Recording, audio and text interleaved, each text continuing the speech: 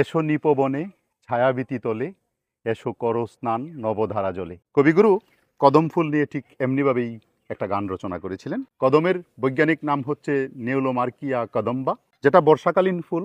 তবে এই আশ্বিন কার্তিক মাসে এসে কদমের ফল পেকে যায়।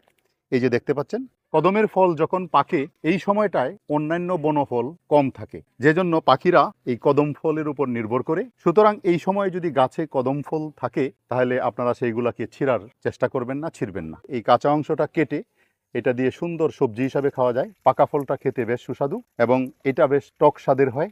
এটা পানিতে ধুয়ে কেটে লবণ মরিচ মাখিয়ে যদি আপনারা ভর্তা করে খান তাহলেও সুস্বাদু, এটা খাওয়া যায়। অনেকেই আপনারা হয়তো খেয়েছেন। কে কে খেয়েছেন পাকা কদম ফল কমেন্ট করে জানাবেন। আমি শুধু এটার ব্যবহারটা আপনাদেরকে দেখালাম। ছিঁড়বেন না, এই জন্য এটা ওয়াইল্ড লাইফের জন্য অত্যন্ত গুরুত্বপূর্ণ।